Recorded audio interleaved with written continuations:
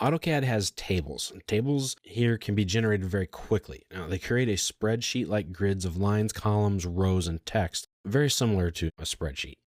Now, tables have styles too. But first, let's just take a quick look at them.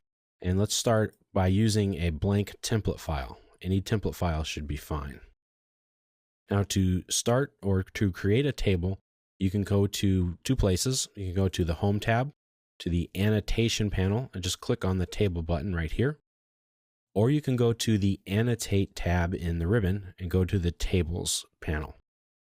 Or you can just type in the word Table. Now, this window here comes up when you first start your table command. This is where you define the attributes of your table. Now, you need to define the number of rows and columns, their height and their width. And let's just say I'm going to type in 4. Now, it doesn't give you an accurate preview of what your table is going to look like when you define it here. I wish it did, but it doesn't.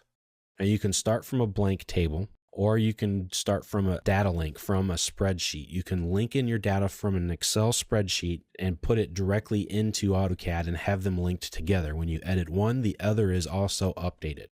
And that's really cool and very advanced and extremely useful.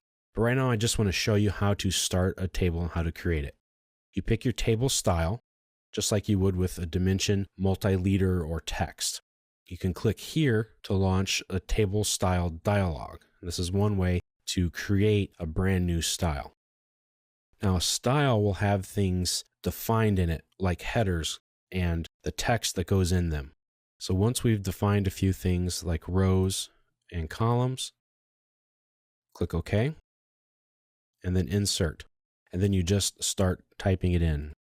And it works just like it would in a spreadsheet. So if you're familiar with working with a spreadsheet, you'll find tables very similar and very easy and simple to use. Now, they're nowhere near as powerful as a regular spreadsheet program is, of course not, but gives you something that automatically grids your work, and it gives you different options similar to working in a spreadsheet.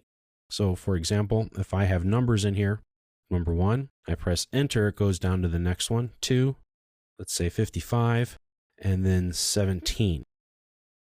When you're done editing the cells, just click anywhere else inside your drawing area. Now, to select your table, you just pick any part of it, and you can have access to that there. So if I want to change this to, let's say 34, I just start typing it in.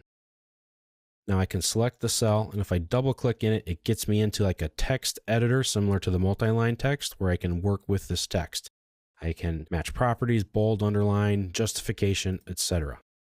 Now if I select this cell right here, I can go to data format and I can change some of the format, text, date, currency, etc. Now I can also go to formula. So I can click on sum, and then I just pick with a selection window, the cells that I want to sum. Looks just like a spreadsheet. Press enter, and there I have a sum. Now it puts a little gray box behind it. That just tells you it's a special field. That gray box won't print. That just lets you know that this is an automated feature, and if I change one of these values now from 1, make it very obvious, to 200, that's going to automatically update.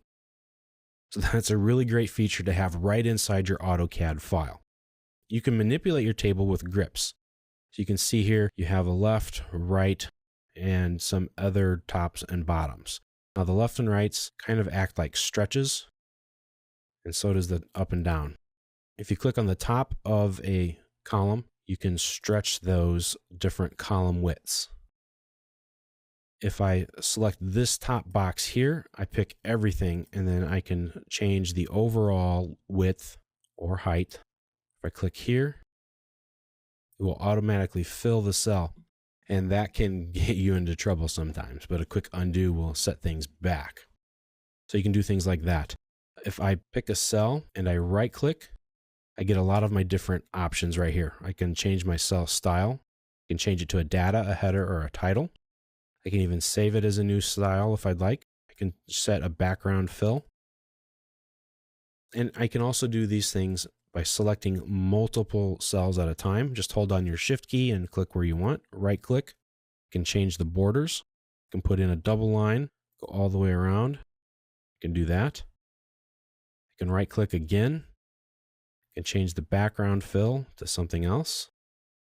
As you can see, that's very hard to see. Change it to black. I can also change my alignments. So there are a lot of different things that you can do with a table. If you need to add or delete rows, just select a row, right click, say delete row, or insert row below or above, and it adds it right to it, or it will take one away. Same way with columns. You can insert a column to the right or to the left, and so on.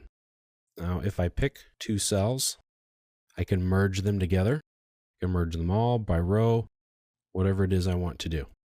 So as you can see here, there's a lot of functionality in a table that works extremely similarly to a spreadsheet. So if you're familiar with working with spreadsheets, working with tables won't be a problem for you.